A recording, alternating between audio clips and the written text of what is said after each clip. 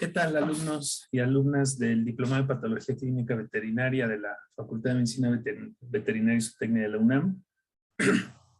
Yo soy Luis Enrique García Ortuño y pues me toca hablarles a ustedes sobre la evaluación renal a través de las pruebas de laboratorio. Bueno, y sabemos que para una adecuada interpretación de las pruebas de laboratorio, pues siempre es fundamental conocer los aspectos fisiológicos. Eso nos va a ayudar a entender de mucha mejor forma la fisiopatología y por lo tanto los mecanismos por los cuales se alteran los diferentes analitos en las pruebas de laboratorio. Bueno, entonces aquí vamos a hablar de algunas generalidades de la función del riñón. Una de ellas importante es la filtración selectiva del plasma. Esta filtración se hace a través de lo que se denomina la barrera de filtración. Está compuesta por un endotelio fenestrado, una membrana basal y una capa epitelial de podocitos. Y bueno, pues lo que hace esta barrera de filtración, como su nombre lo dice, es justamente filtrar el plasma, de tal manera que impide que ciertos componentes importantes, como las proteínas, por ejemplo, se pierdan por la orina. Y por otro lado, permite la filtración de algunos otros compuestos como moléculas como glucosa, aminoácidos y electrolitos, pero que posteriormente van a ser reabsorbidos en el epitelio tubular proximal. De igual forma, la regulación hídrica y electrolítica, esta es una de las funciones más importantes. El riñón se encarga del equilibrio del medio interno, del líquido corporal. Y bueno, pues esto también lo hace a través de justo la modificación de los electrolitos, particularmente el sodio y el cloro, que están muy relacionados también con la osmolalidad plasmática. Regulación del equilibrio ácido-base. El riñón de todos los órganos es el más eficiente en regular y corregir desequilibrios ácido-base. Y esto básicamente lo hace a través de la excreción o reabsorción de hidrogeniones, que finalmente los hidrogeniones son los que cuando incrementa o disminuye su concentración pueden generar desequilibrios ácido-base, pero también con la excreción y reabsorción del bicarbonato, que es uno de los amortiguadores más importantes también, que nos va a permitir regular el equilibrio ácido-base. La eliminación de productos de desecho. A través del riñón se pueden eliminar muchos metabolitos que pueden ser tóxicos, ya sea endógenos o exógenos. Por ejemplo, endógenos como la bilirrubina, la mioglobina, la hemoglobina, el urobilinógeno. Y exógenos, pues muchos, por ejemplo, fármacos y tóxicos también pueden eliminarse a través del riñón. Entonces, esta función de detoxificación, el riñón es uno de los órganos junto con el hígado que se encargan de esta parte. Conservación de componentes esenciales. Les comentaba que hay moléculas que se filtran, pero que también se tienen que volver a reabsorber a través generalmente del epitelio tubular proximal, porque justo son esenciales para la fisiología, para la homeostasis, ¿no? ¿Cuáles son estos componentes? Pues aminoácidos, por ejemplo, glucosa y los mismos electrolitos. Y la función endocrina, el riñón sintetiza hormonas como la renina, que funciona o forma parte del sistema renina-angiotensina-aldosterona, cuya función más importante va a ser la regulación de la presión arterial. La renina, la eritropoyetina, bueno, la renina la sintetizan las células yuxtaglomerulares, la eritropoyetina, que es sintetizado por células peritubulares intersticiales, o también se menciona células intersticiales corticomedulares, sintetizan la eritropoyetina por el estímulo, un estímulo hipóxico, y la eritropoyetina, pues es esta hormona que va a estimular la producción y proliferación de la línea eritrocítica, ¿no? Entonces es muy importante la eritropoyesis. Bueno, estas son algunas funciones generales. Como vemos, son funciones importantes y muy variadas que tienen conexiones con otros órganos y con otros sistemas. Y por tal razón, una disfunción renal, pues también va a tener consecuencias y complicaciones clínicas importantes. Bueno, antes de iniciar con las enfermedades renales, solo quisiera mencionar los términos que actualmente se han estado utilizando y por qué se dan estos cambios.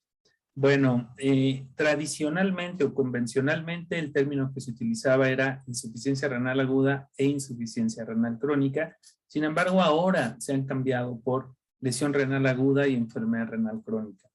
En realidad, más que cambiarse, habría que entender las diferencias que hay entre ambos términos para poderlos usar de manera adecuada. Entonces, cuando hablamos de lesión renal aguda y enfermedad renal crónica, estamos hablando de un amplio espectro de procesos patológicos que van a iniciar con una alteración en la estructura.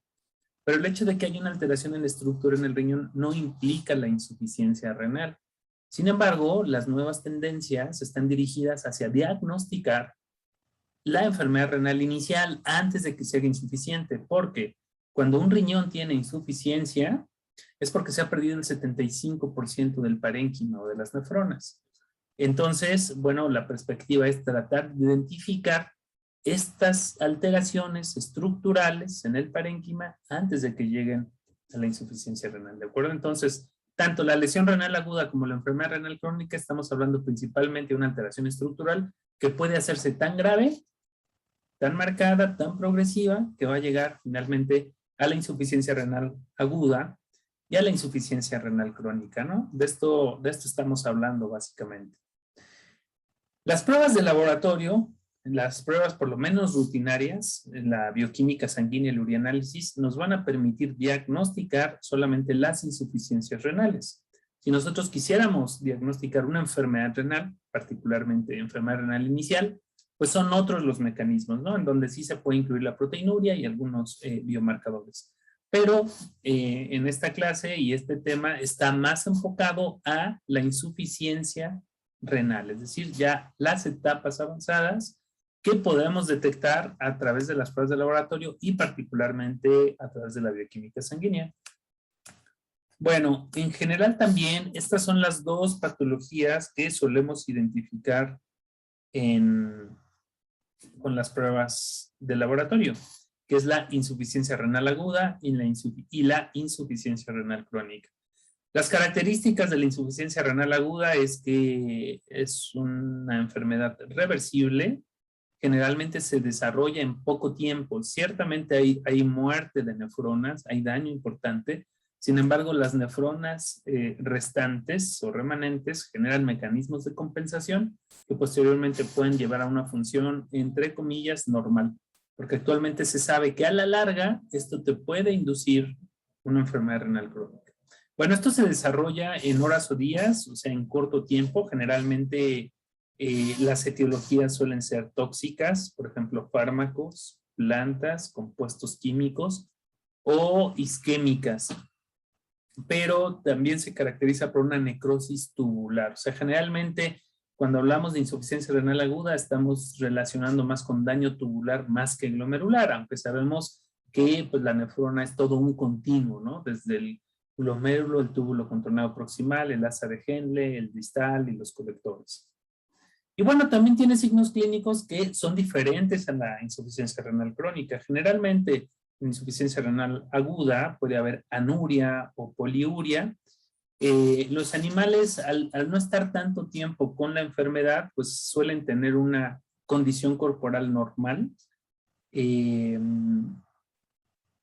bueno, tampoco hay, por ejemplo, cambios óseos o alteraciones en el metabolismo óseo y mineral, como si hay en la insuficiencia renal crónica, ¿no? Entonces, sí puede tener ciertos signos ahí como característicos y otros menos específicos, como que puede ser deshidratación, puede ser vómito, puede ser gastroenterorragia, depende aquí ya también de la etiología, hematuria, por ejemplo. Y la insuficiencia renal crónica, por definición, es un daño renal que ha superado por lo menos los 3 meses. Esto suele ser irreversible porque las nefronas no pueden recuperarse, no pueden regenerarse. Entonces, una vez que un animal tiene insuficiencia renal crónica, pues esto ya no se cura. Se pueden usar tratamientos para evitar que siga progresando para que el animal tenga una adecuada calidad de vida, pero en realidad ya no se pueden recuperar las nefronas. Entonces, semanas en realidad más de 3 meses o años. Y los signos clínicos, pues aquí sí es distinto, porque al ser una patología crónica sí puede haber pérdida de peso, sí puede haber disminución en la densidad ósea. Aquí suele haber más bien poliuria, polidipsia en vez de anuria u oliguria. Y a lo mejor algunos otros signos clínicos relacionados ya con síndrome urémico, cuando la insuficiencia renal es muy avanzada, inclusive en etapas terminales, ¿no? Entonces, algunos de estos signos también pueden cursar con vómito, con aliento urémico, con gastroenterorragia, deshidratación, entre otros. Entonces, en general, las pruebas de laboratorio, pues sí nos permiten identificar estas etapas de la enfermedad renal, ¿no? Que es la insuficiencia. Bueno, para el diagnóstico de enfermedades renales, como cualquier otra enfermedad, se deben utilizar diversos datos, tanto clínicos y de laboratorio. Dentro de los datos clínicos, como siempre, la historia clínica, la anamnesis y un examen físico completo, en principio puede orientarnos hacia la posibilidad de una enfermedad renal. Posteriormente, las pruebas de laboratorio básicas van a ser hemograma, bioquímica sérica y urianálisis.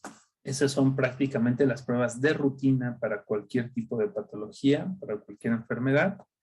Y bueno, si esto se acompaña de algunos otros estudios, por ejemplo, estudios de imagen, el ultrasonido ayuda mucho a evaluar la estructura renal, quizá citología o biopsia, que en riñón es poco frecuente que se realice, pero puede realizarse, o algunas otras pruebas de serología, de inmunología, de bacteriología, en fin, que puedan hacerse, ¿no? Al final, las pruebas de laboratorio son solo una parte del diagnóstico, pero pues todas las demás pruebas complementarias también son importantes considerarlas. Desde luego, dado que el diplomado es de patología clínica, pues nosotros nos vamos a enfocar en las pruebas de laboratorio y en los cambios que suelen verse, particularmente en la bioquímica sanguínea y el urianálisis, que son los dos estudios más importantes. El hemograma quizá proporciona información también cuando estos pacientes tienen anemia, nos ayuda a decidir si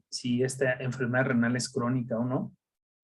Y también pues puede haber algunas otras pruebas específicas, quizá menos frecuentes, como la medición de la tasa de filtrado glomerular o la depuración, pruebas de depuración, o biomarcadores que pues en la actualidad, digamos, es una ventana de oportunidad en investigación, tanto en medicina veterinaria como en medicina humana.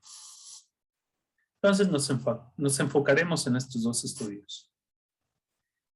¿Cuál es el objetivo de realizar pruebas de laboratorio en un paciente con sospecha de enfermedad renal? Bueno, en principio, identificar si tiene o no la insuficiencia renal, ¿no? Eso, como les decía, ya cuando la etapa de la enfermedad renal está en el grado de insuficiencia, pues sí, nos lo permite saber sin tanta dificultad. Pero no nada más es lo único que se puede saber a través de las pruebas de laboratorio, sino identificar complicaciones de la insuficiencia renal o de la enfermedad renal. Es decir, las pruebas de laboratorio me dicen tienes insuficiencia renal, pero también me dicen que esta puede estar acompañada, por ejemplo, de un desequilibrio ácido-base, de un desequilibrio electrolítico, de alteraciones en las proteínas como hipoproteinemia o hipoalbuminemia, o inclusive de otras enfermedades. Puede ser que la insuficiencia renal venga acompañada de otras enfermedades.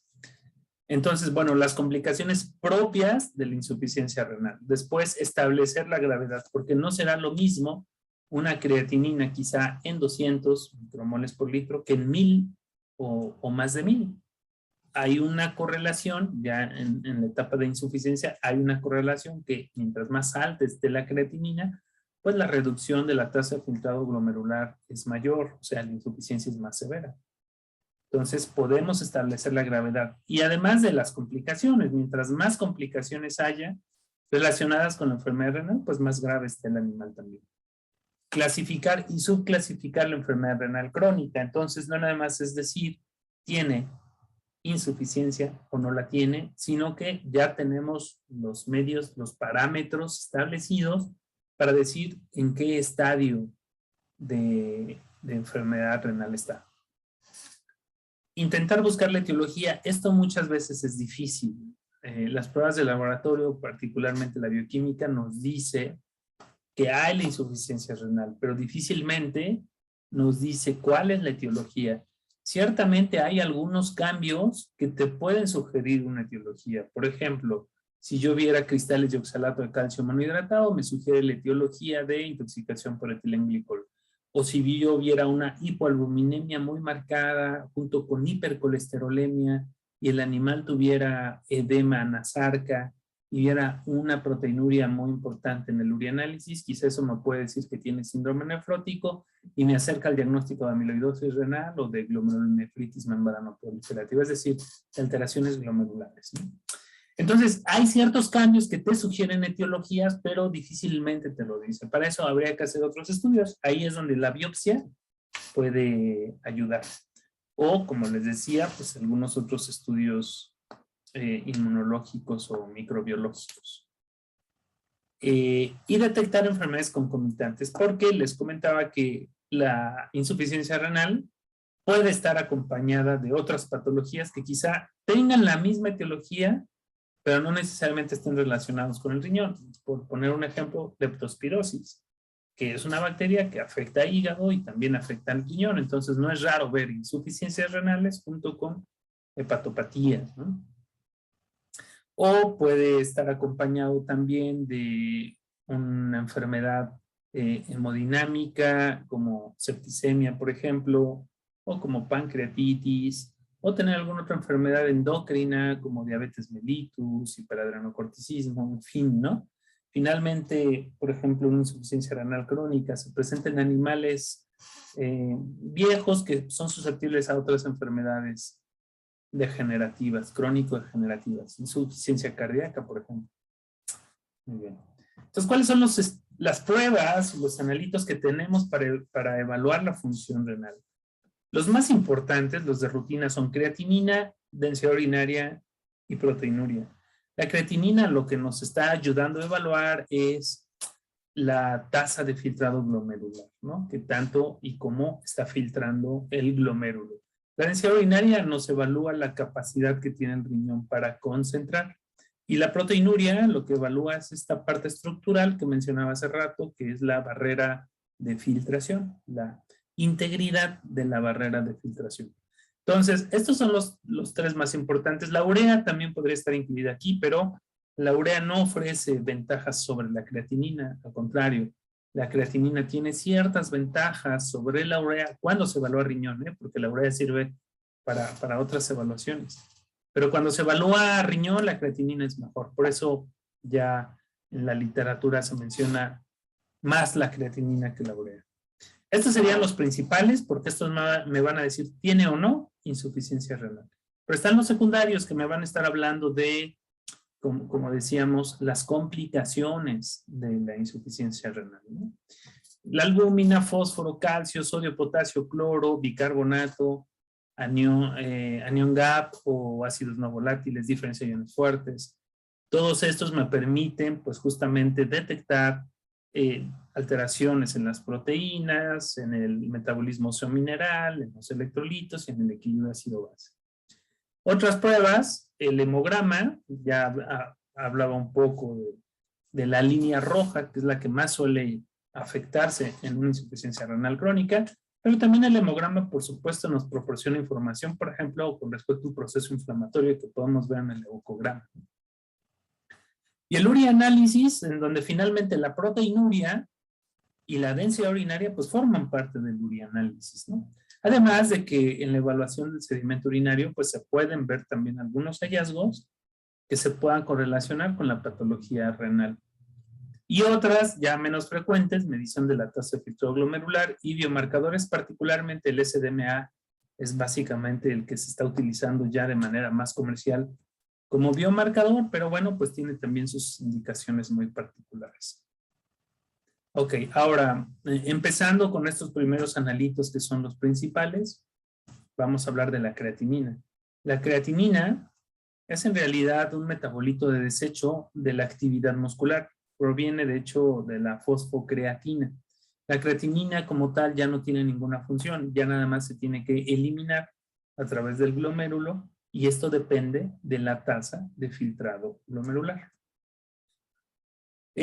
Cuando la creatinina y la urea están incrementados, el término que usamos es hiperazotemia, en la literatura también lo pueden encontrar como azotemia, que es correcto. También se puede encontrar como hipercreatininemia, que es correcto. Entonces, generalmente se menciona como hiperazotemia.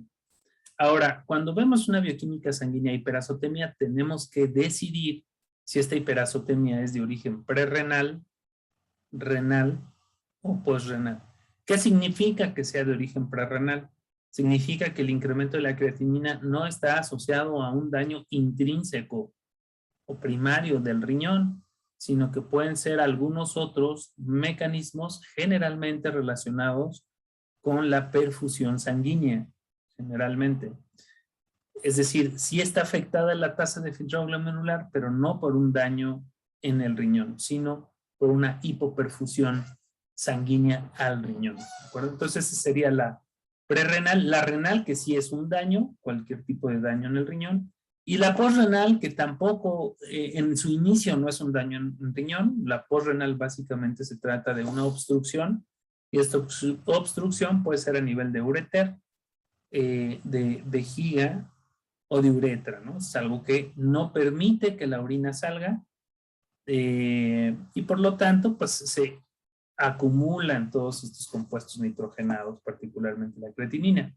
Ahora, ¿cómo hacemos? Esta diferenciación es súper importante, pero ¿cómo hacemos para diferenciar, por lo menos aquí, una hiperazotemia prerrenal de renal? Porque si hablamos de una prerrenal, no tiene insuficiencia renal, y si hablamos de una hiperazotemia renal, sí tiene insuficiencia renal. Bueno, pues usamos la densidad urinaria, y de la densidad urinaria lo que vamos a utilizar son estos valores de densidad urinaria, que son valores, son puntos de corte, ¿no? Ya bien establecidos y ya bien estandarizados.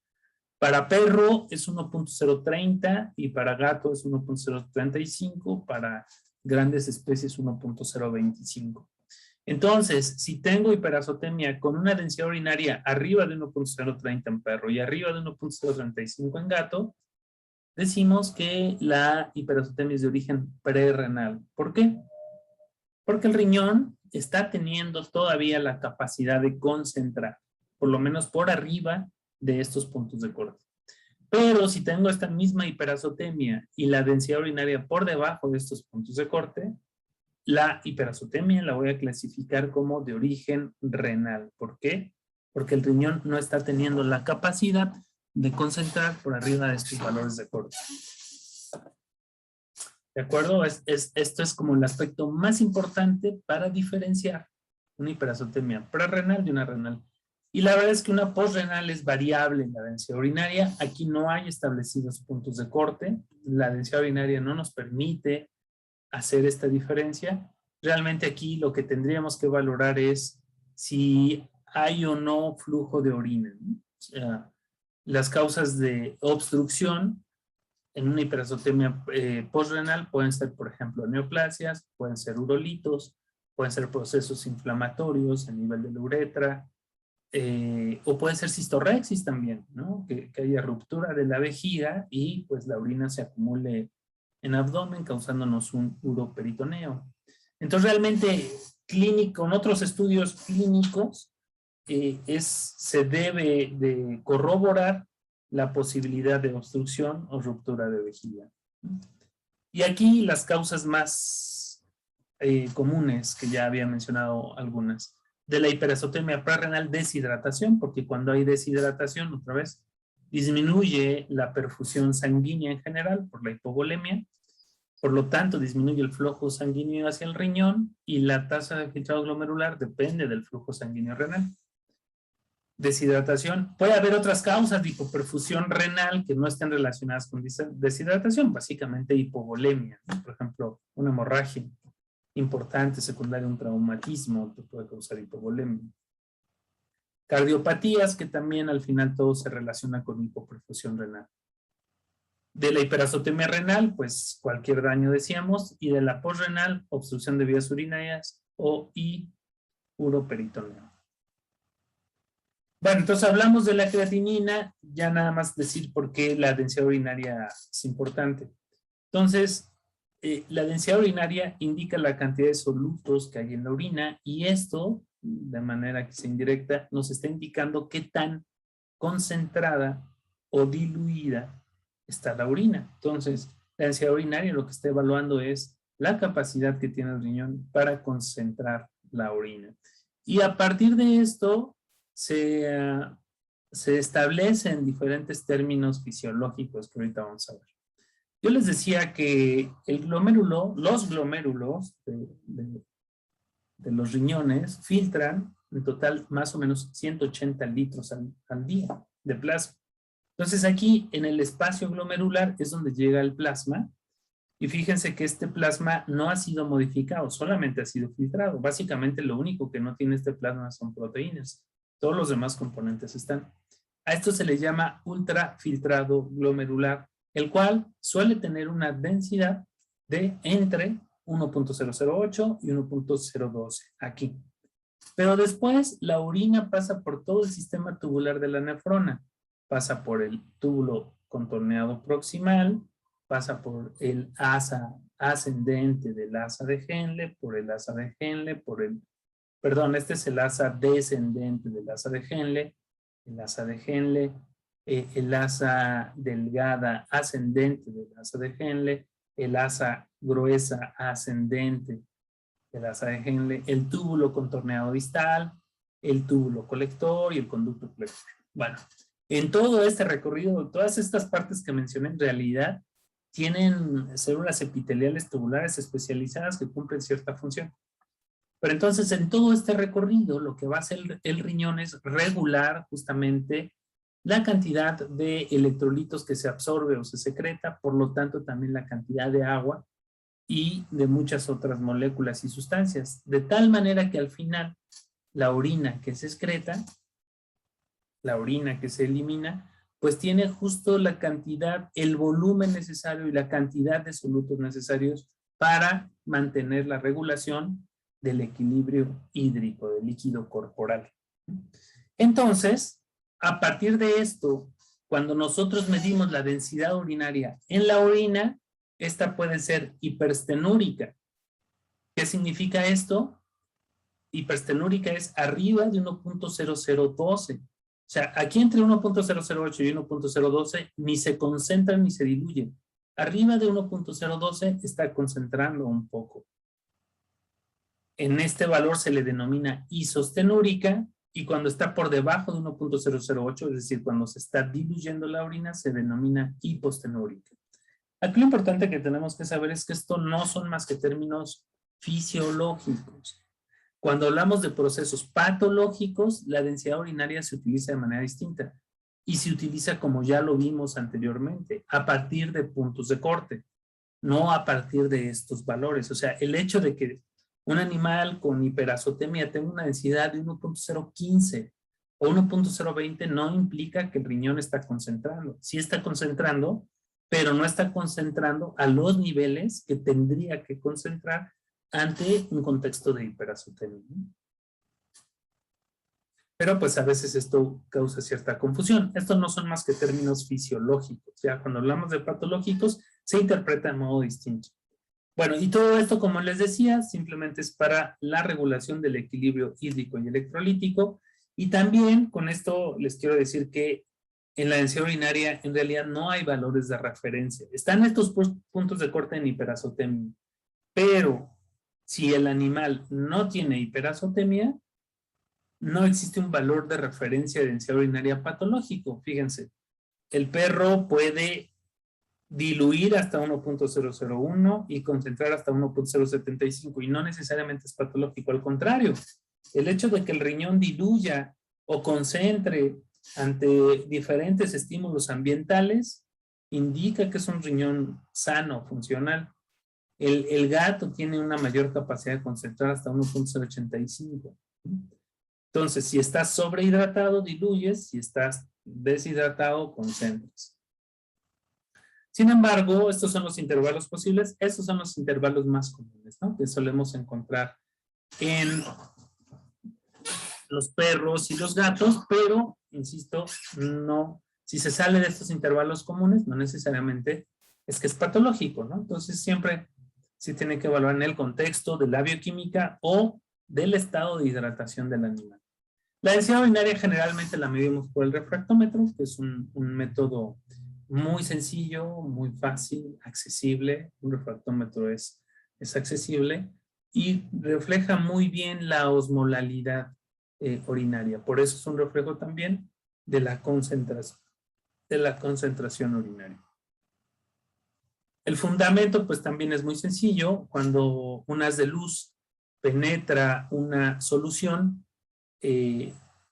la luz cambia su dirección dependiendo de la cantidad de solutos que haya en esa solución. Ese cambio de dirección genera un ángulo que le llaman el ángulo de refracción, que al final el refractómetro lo representa o lo expresa a través de esta escala, ¿no? Y es ahí donde podemos ver la densidad urinaria.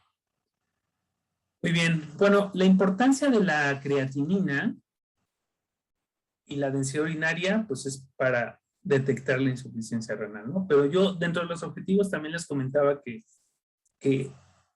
estadificar la enfermedad renal también era importante.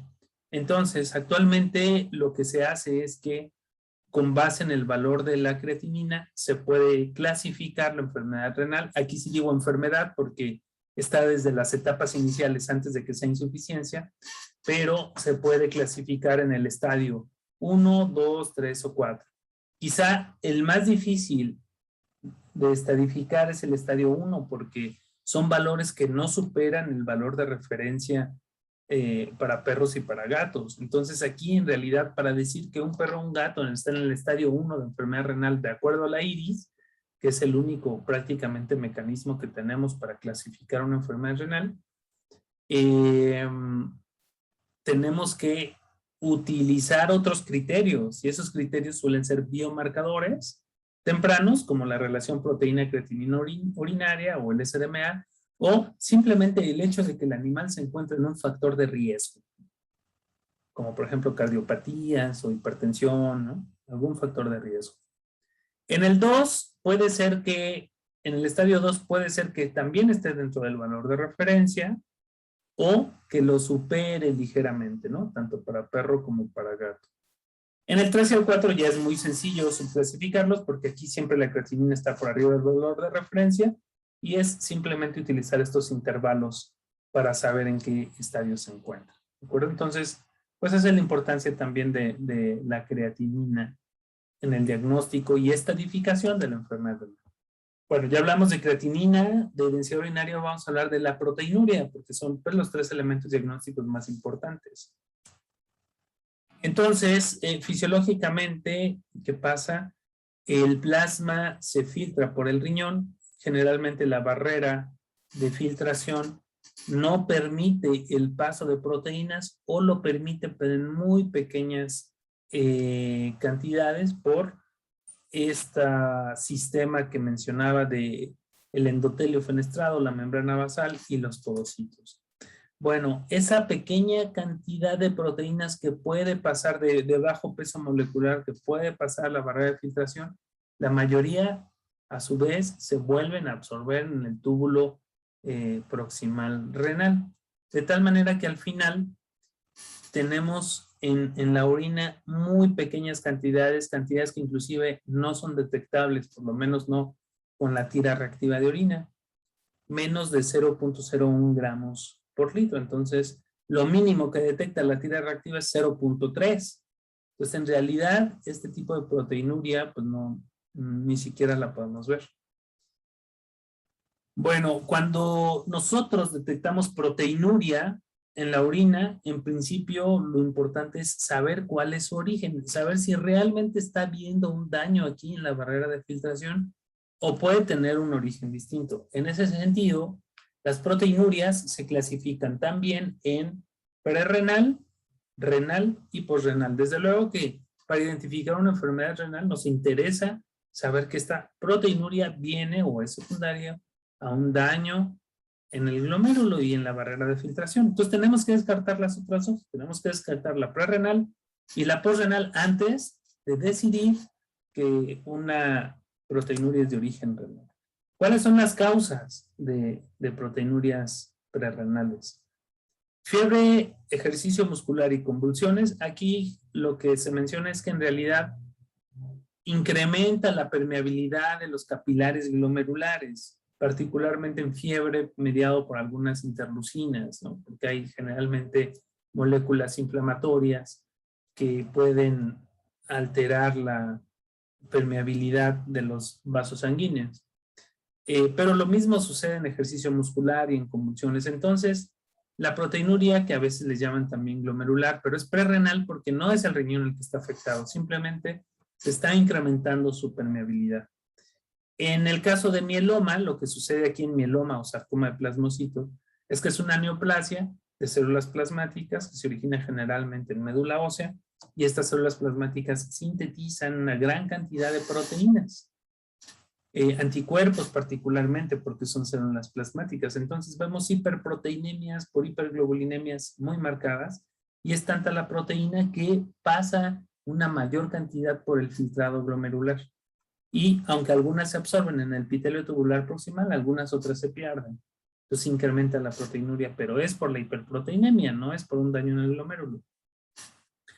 Hemoglobinuria, como en los casos de hemólisis, que se rompe el eritrocito, se libera la hemoglobina y pasa por el filtrado glomerular. Mioglobinuria, en el caso de necrosis muscular, en donde también se libera mioglobina y pasa el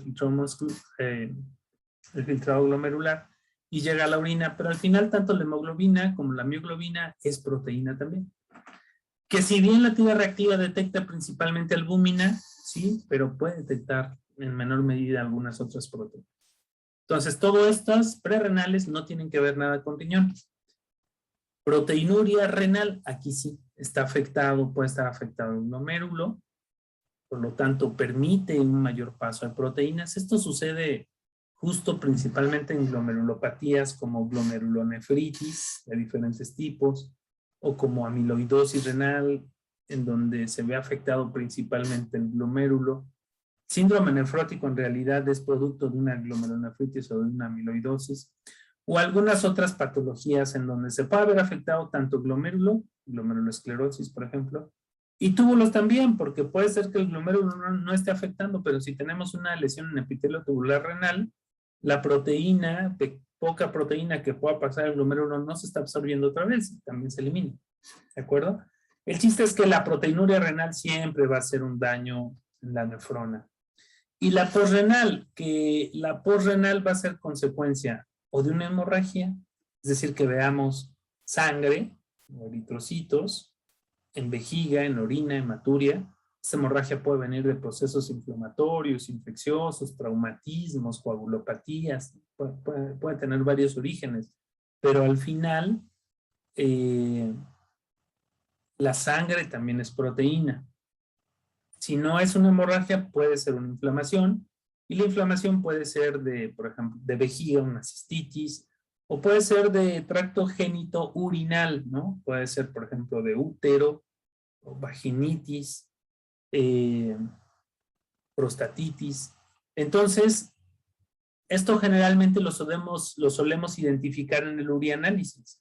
Si cuando hacemos la revisión del sedimento urinario vemos la hematuria o la leucocituria, o vemos bacterias de infección de vías urinarias, o vemos hipercelularidad marcada, en fin, podemos sospechar de que esa proteína que estamos detectando es de origen posrenal, aunque no se descarta totalmente la renal, sino más bien se trata de primero tratar el problema de vías genitourinarias y posteriormente volver a hacer el estudio de proteinuria para garantizar que esta proteinuria sí era efectivamente de origen posrenal y no renal.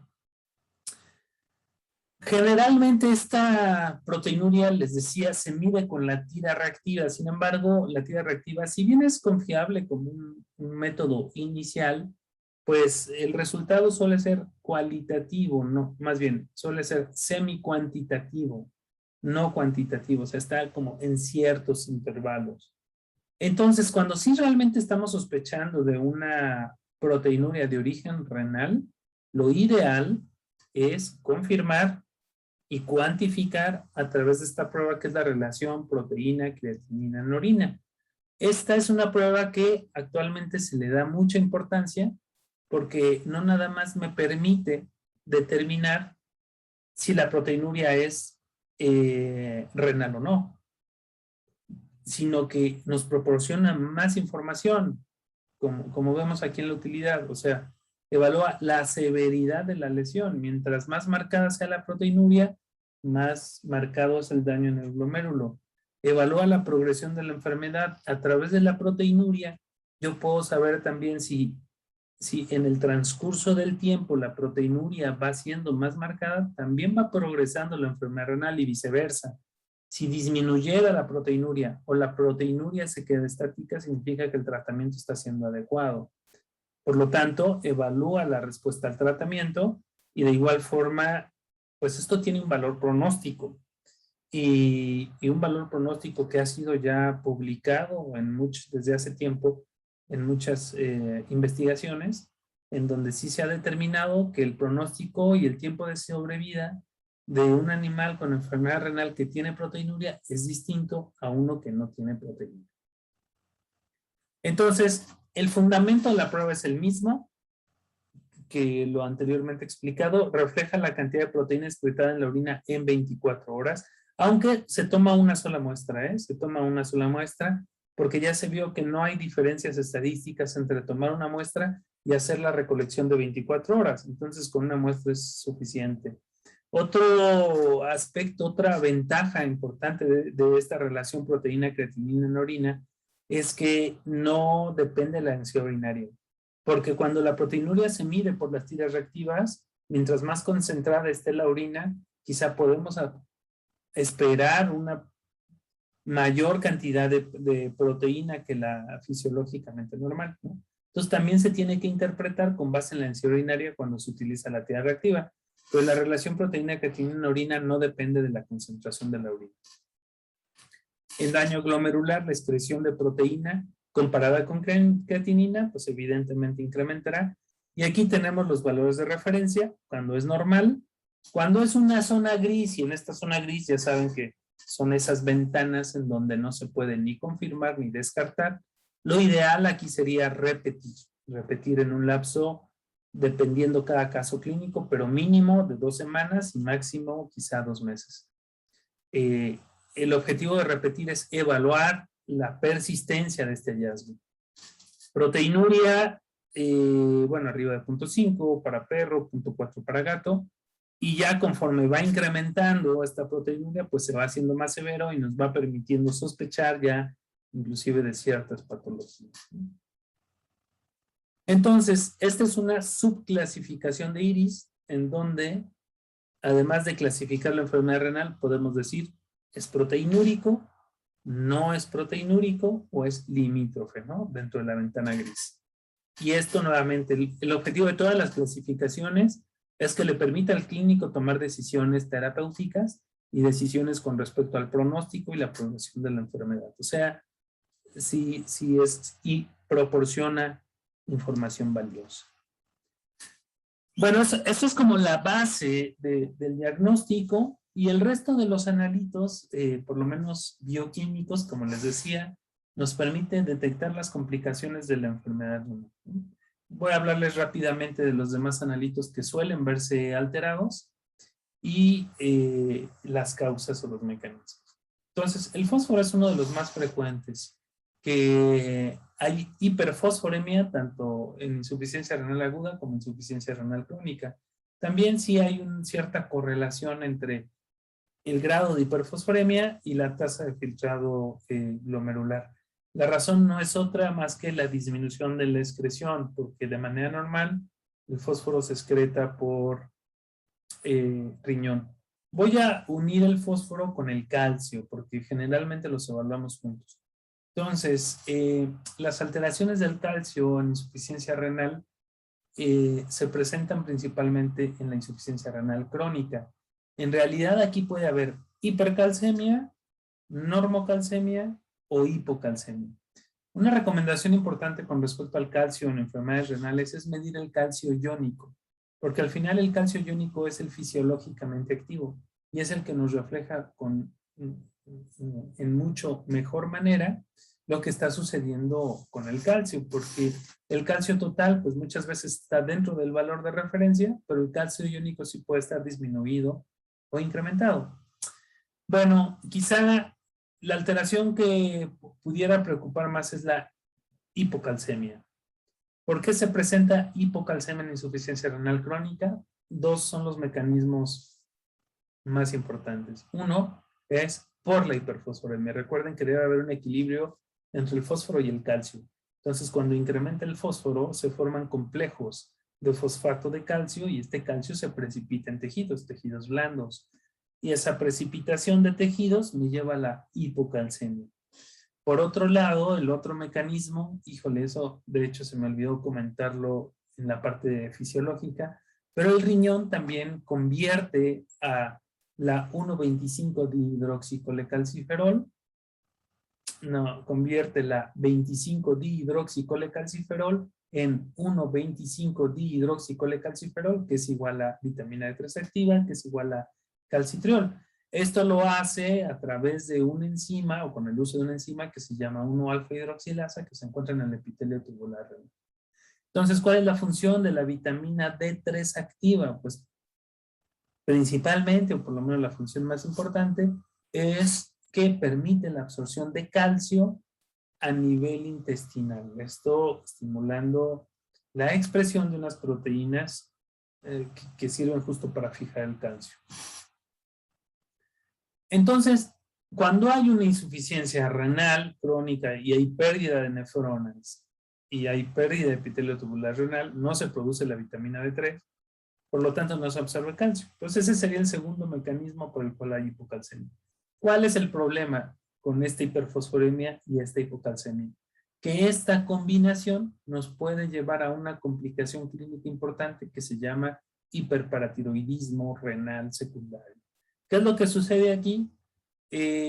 La hipocalcemia, al mismo tiempo, estimula a la glándula paratiroides que tiene un receptor sensor de calcio, que cuando llega menos calcio al receptor, pues inicia las vías de señalización para la síntesis en las células principales de la glándula paratiroides de la hormona paratormona.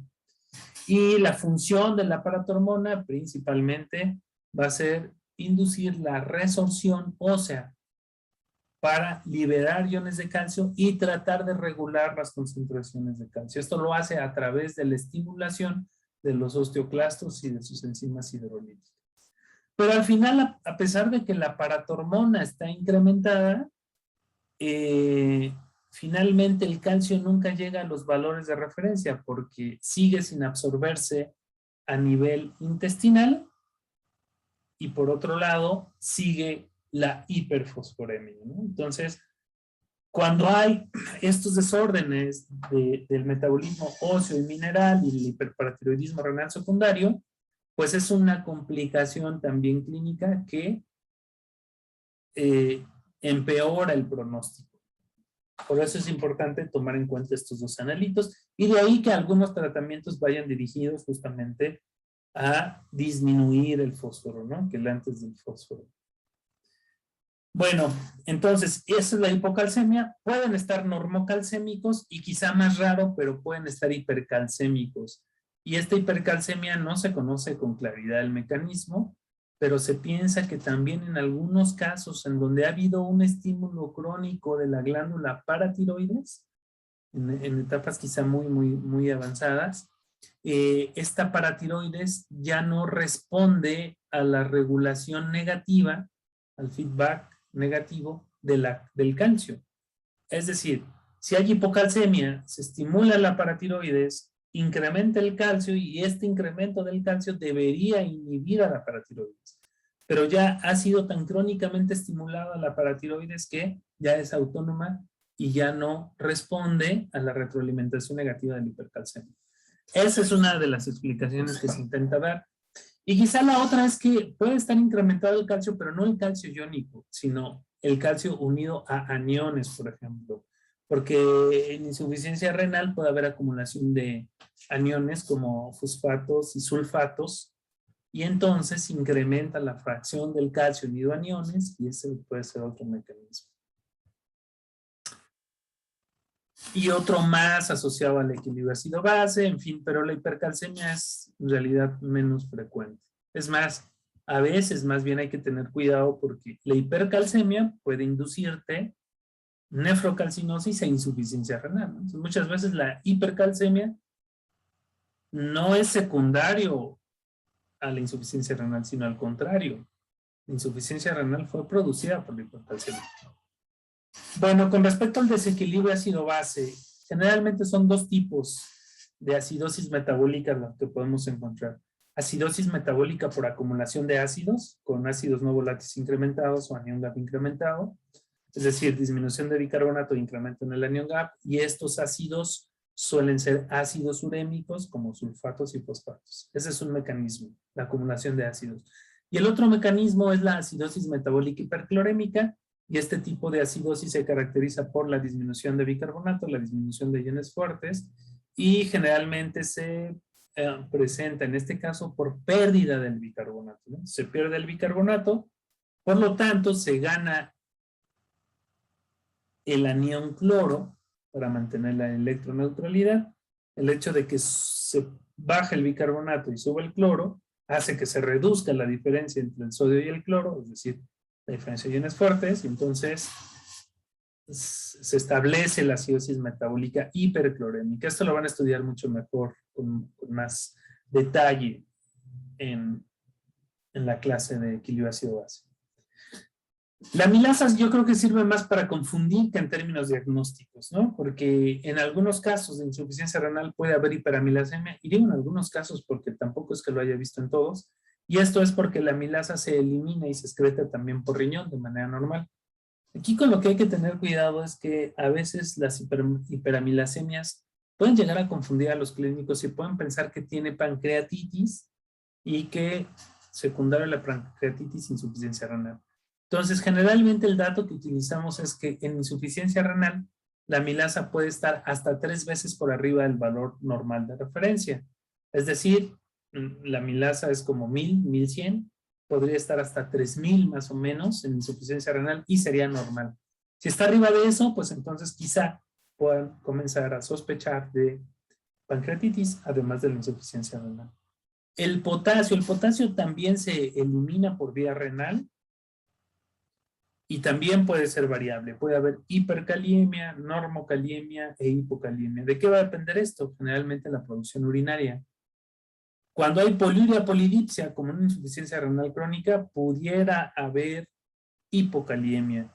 Cuando hay anuria, secundario a oliguria, no, cuando hay hiperkaliemia, puede ser secundario a oliguria, anuria y también a cistorrexis, uroperitoneo, ¿no? Entonces, es decir, una disminución en la excreción. Entonces, cualquiera de las tres puede estar alto, normal o bajo, dependerá de la condición y de la patología. La albúmina es otro de los analitos importantes también. Suele verse principalmente en insuficiencia renal crónica y particularmente cuando el daño se enfoca más en glomérulo, hipoproteinemia por hipoalbuminemia. Este hallazgo siempre se tendrá que correlacionar con el urianálisis, en donde en el urianálisis esperaríamos encontrar desde luego proteinuria. Entonces, mientras más marcada sea la hipoalbuminemia, uno espera que más marcada sea también la proteinuria.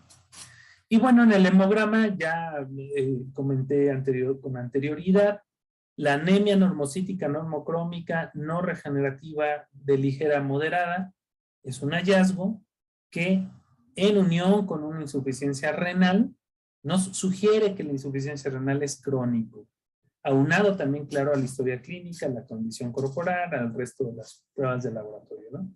Pero generalmente ese es el aporte de la anemia. Y de hecho, además de esto, la anemia también es otro de los factores de mal pronóstico.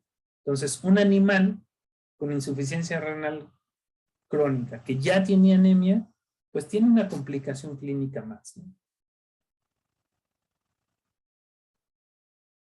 Bueno, eso fue de parte del urianálisis, parte de la bioquímica sérica. Ahora vamos a hablar de algunos otros hallazgos muy particulares que se dan en ciertas enfermedades renales, que se pueden detectar también en el urianálisis, como es este, que es la glucosuria. Entonces, recordamos que la glucosa se filtra por el glomérulo el 100%. Sin embargo, también el 100% se va a absorber en el túbulo contorneado proximal, el 100%. De tal manera que en la orina no tenemos que tener glucosa bajo ninguna circunstancia, o por lo menos en condiciones normales. Esta absorción del túbulo proximal, tanto la sección S1 y S3, se da por unos receptores, ¿no? Que es el CGLT2 y el CGLT1, que de hecho se están utilizando ahorita inclusive como tratamientos como para diabetes mellitus. Sin embargo, estos receptores también tienen cierta capacidad para absorber glucosa. Es ahí donde sale el término del umbral renal de absorción para la glucosa. Bueno, entonces, ¿por qué podemos tener glucosuria? Aquí primero tenemos que distinguir si esta glucosuria viene acompañada de hiperglucemia o no, o sin hiperglucemia. Cuando hay glucosuria con hiperglucemia, pues generalmente lo vamos a asociar, por ejemplo, a diabetes mellitus, o en gatos también a estrés crónico, o sea, causas de hiperglucemia, o a tratamientos, terapia de líquidos con glucosa, ¿no? Pero aquí la que más nos preocupa sería la glucosuria sin hiperglucemia, porque aquí lo que está sucediendo es que la glucosa se está filtrando de manera normal, pero no se está pudiendo absorber la glucosa a nivel del epitelio tubular. ¿Por qué no se absorbe? Pues generalmente porque hay necrosis tubular. Y esta necrosis tubular suele asociarse a una lesión renal aguda, es decir, a una insuficiencia renal aguda. Entonces, van glucosuria sin hiperglucemia en unión con una hiperazotemia marcada y con la parte clínica relacionada, podemos sospechar de lesión renal aguda. Esto con respecto a la glucosuria. La formación de cilindros. En el sedimento urinario también podemos ver cilindros de diferentes componentes. Cilindros de eritrocitos, de leucocitos, de células epiteliales granulares, cilindros hialinos, cilindros serios. Entonces, es importante, la evidencia, la presencia de cilindros son importantes porque lo que nos están indicando es el sitio en donde está el daño o la lesión. Es decir, si yo veo en la orina únicamente eritrocitos o únicamente leucocitos, yo puedo decir tiene hematuria, pero yo no sé de dónde viene esa hematuria. Puede venir de vejiga, de uréter, puede venir de tracto genital, o puede venir de riñón, ¿no? De la parte más distal del riñón. Lo mismo si veo leucocitos, pero si veo cilindros, ya el cilindro me está diciendo que lo que se está afectando es la nefrona. La nefrona como tal y el epitelio tubular, ¿no? Entonces, ¿qué es lo que sucede, por ejemplo, en un cilindro de eritrocitos? Puede haber hemorragia a nivel del glomérulo. Los eritrocitos pasan por el epitelio proximal, por el asa de Henle, pero cuando llegan aquí al epitelio distal, en el epitelio distal se produce una proteína que se llama Tom Horsfall o uromodulina, y esta proteína forma la matriz en donde se van a unir estas diferentes tipos de células. Entonces se unen las células a la matriz, a la proteína, y entonces sale por la orina, pero sale con la forma del túbulo y del conducto, ¿no? Lo mismo, este mecanismo aplica para todas las células.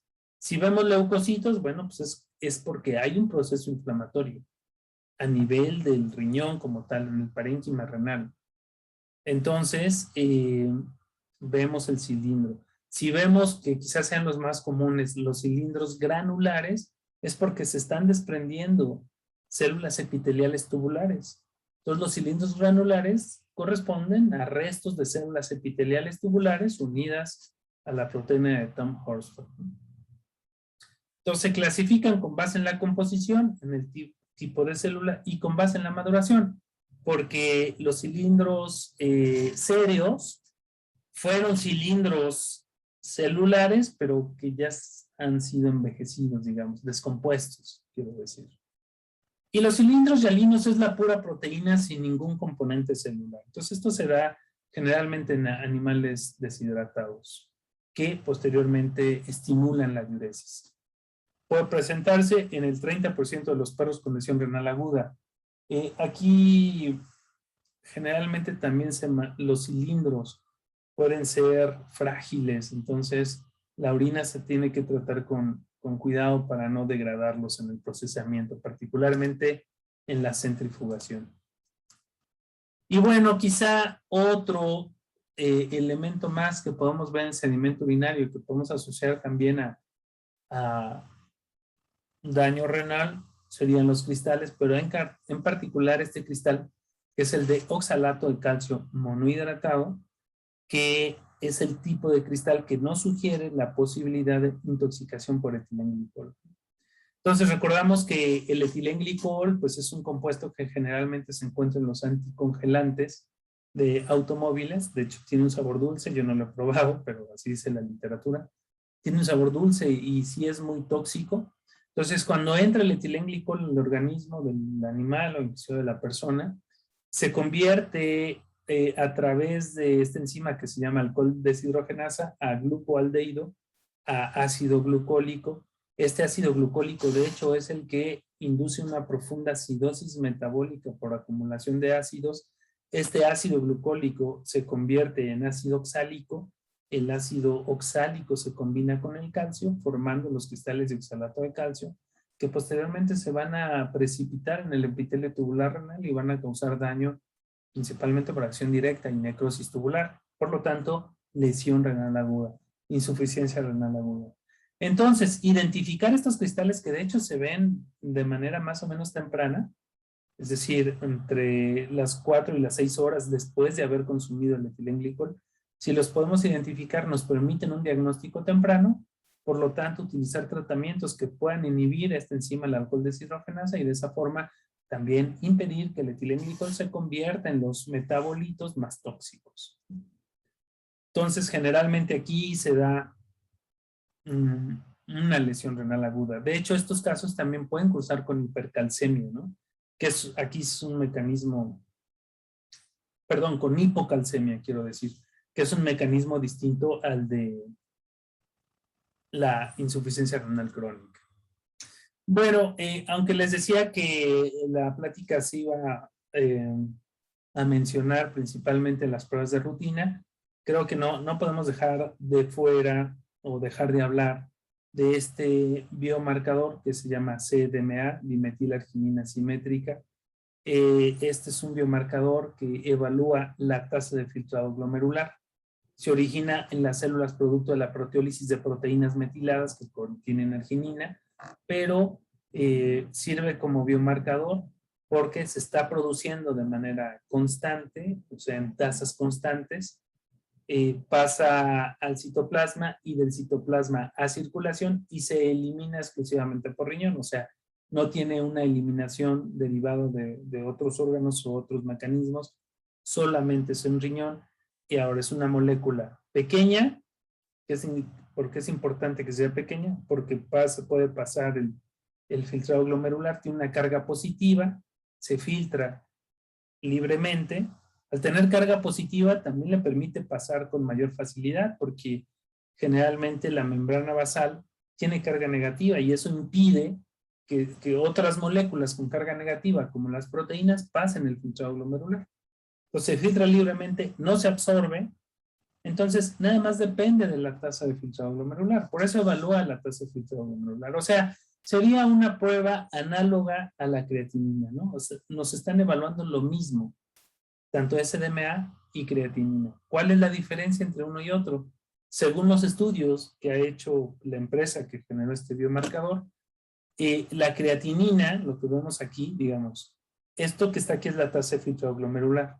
Cuando la tasa de filtrado glomerular disminuye, y cuando ha disminuido en un 75% aproximadamente, es cuando empieza a incrementar la creatinina y vemos hiperazotemia. Entonces, la única ventaja que podría representar el SDMA es que Cuando disminuye la tasa de filtrado glomerular en un 40% es cuando inicia el incremento de SDMA. ¿Qué significa? Que puede detectar enfermedades renales antes del incremento de creatinina, es decir, antes de la insuficiencia renal. Esa sería la ventaja del SDMA. Y aparte que el SDMA no depende de la masa muscular y la creatinina sí. En un animal con pobre masa muscular o en un estado caquético, puede ser que la creatinina no refleje con confiabilidad la tasa de filtrado glomerular y el SDMA.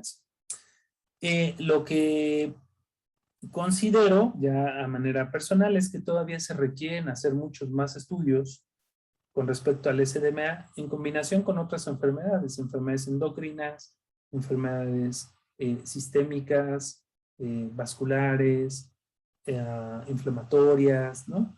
Como para tener un mayor entendimiento de su comportamiento en condiciones inclusive fisiológicas y fisiopatológicas.